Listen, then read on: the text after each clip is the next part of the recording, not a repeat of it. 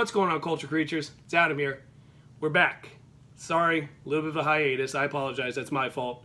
But we're back to the same old business, reviewing things. Currently this week, and don't worry, I'm not doing any spoilers. It just came out this weekend. I don't want to ruin it for anybody that still hasn't seen it. But we're going to talk about Tomb Raider. Now, Tomb Raider, there's been 2 movies already for it. Early 2000s. Played by Angelina Jolie. Those movies are okay. I have no guilty pleasure with them. I can watch them if they're on. If they are and I don't watch it, it's not a big deal. But this movie, now I went into this movie not having a whole lot of faith in it because I read a lot of articles, people really bashing it, and I've heard a couple of people that I, respect say it wasn't really good.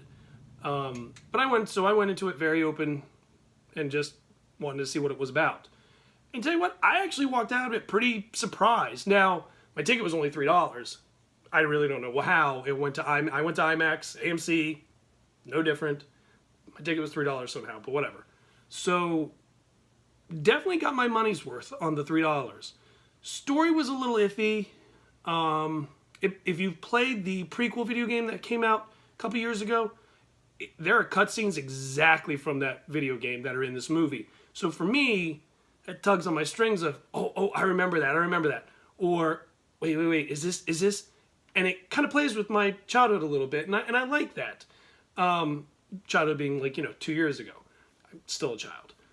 So this movie takes place with her being young Lara Croft, not Angelina Jolie, old Lara Croft. Not saying she was old, but old Lara Croft. So what happens is she needs to sign some documents that her father is dead. They give her a puzzle, basically, that she solves, and it puts her on this journey of trying to find out what happened to her father.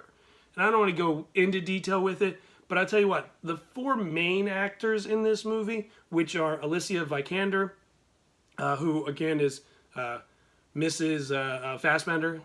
She's married to Michael Fassbender. She's been in a couple of movies. One in particular is the Men of Uncle.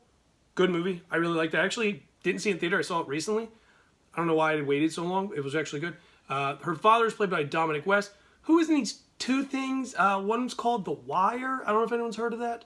Or this movie, 300. I don't think it did a lot of money. I don't remember. Who knows? Now, her sidekick in this, the Boatmaster, he is played by Daniel Wu. The character's name is Lu Ren. He is actually the main character, Sonny, in Into the Badlands, which I love Into the Badlands. I think it's a dope show. If you haven't seen it, go see it. Or see it. You don't have to go. You can just watch it on Netflix or Fire Stick or whatever you have. Now, the villain is played by, great first name, Walton, just saying. But is played by Walton Goggins. His name in the movie is Mathis Mathis Vogel. He was in a couple of good things, actually. Justified, loved. Hateful Eight, loved. And right now, and I haven't watched it, and that's my fault, it's on HBO. It's called Vice Principal. Now, I know of it. I just haven't watched it. But I went to this movie, like I said, not knowing a lot about anything of it. I knew what it was, and I didn't think it was going to be great. I mean, let's be honest. We're in our 4th week of Black Panther, so nothing really matters. And then they just dropped Infinity War. So this is kind of like here's some candy before the main thing. But I was pleasantly surprised, like I said. Story, like I said, though, a little holy. Overall, I thought the movie was really, really good. Acting, I thought, was okay. I do like Alicia Vikander's portrayal of Lara Croft. And I hope they do more movies of this. Now, look, not the greatest movie in the world. Honestly, I'll give it a 7.5, 8. I had fun with it. I really did. But I hope they do more. I really do. I hope they kind of dive into some more of it. Now, I know they're going to go filming next year for Indiana Jones 72, whatever number they're on. I know they're on 5. But Indiana Jones. Now, here's me. What if, I don't know who owns what. I know who owns Indiana Jones. But what if, because Harrison Ford can't do it forever, say Lara Croft runs into him, Same thing as Nathan Drake runs in him, because they're filming that right now with Tom Holland, who plays Spider-Man for Uncharted. There is an Uncharted movie coming out, which is also prequel.